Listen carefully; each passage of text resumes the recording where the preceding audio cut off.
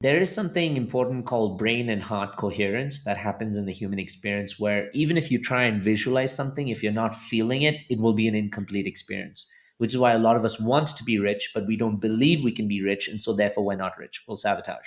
So when you go through this process, you just tasted this for probably one of the first few times in this intensity or level of doing it. You have to start slow and commit to being able to do it continuously. So discipline, I tell people, is the strongest version of self-love. The commitment to what you know may be challenging for you, but what you really need for you to go to the next level. For some people it may be waking up, for some people it may be to practice inner child meditations. But for you, in like, personally, for people going through this, when it is guided or supported by somebody else, it's naturally easier, because then you don't have the excuses in your head. Then you can't make the joke in your head. Then you can't like stop yourself. That's why I got you to Mm. breathe, because the breathing is the part of disarming the ego. It's regulating your nervous system. So I got you to disarm the ego, which was like, swinging around his chair, which was like, I don't know if we're really going to do this or what it's going to be. And then when you surrendered, you saw the magic beneath. Yeah, I So could feel the weight pushing up, saying, "No, no, right. stay tense, don't."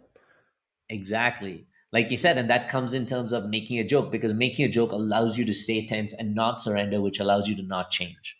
Mm. So I would say, for most people who are listening, how I do it, because I've been doing it now for so many years, for almost like 10 years now, but how I do it and reparent myself is every time I have, quote unquote, a negative emotion, a hard situation, a trigger that comes up, I am telling you guys that this is not actually that moment itself, that moment, that situation, what your partner just said, what your boss said, you not doing the jujitsu, that's bringing up something deeper.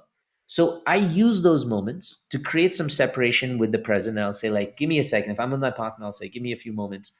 I'll go to the washroom, throw cold water on my face and my neck, which again disarms the ego, regulates the nervous system. I'll breathe for a little bit. And then I'll go back and I'll see, what am I really hurting from in this moment right now? What is this moment bringing up for me that I've been hurting from the past and that's happened before? And where does it remind me of something I've experienced before? Then, even if I can go backwards a few weeks, a few months, a few years, or even right to my childhood, I'll go back, I'll see that younger version, and I'll say, what did you want in that moment but not get? That's what reparenting is really about. Is about finding the moment of where you had a need that just wasn't fulfilled. And then in your own mind, through, this, when you meditate or slow down your brain waves through nervous system regulation, etc., you're actually slowing down your brain waves enough so that you can get into your subconscious mind, which otherwise you can't do. Only happens when you're sleeping, 5 minutes maybe as you're going to sleep or as you're waking up. Otherwise you can't do as an adult. So when you go through these meditative processes and you're like reflecting and you slow down your brain waves, you're opening up your mind to newer ideas, newer opinions, newer feedback about yourself.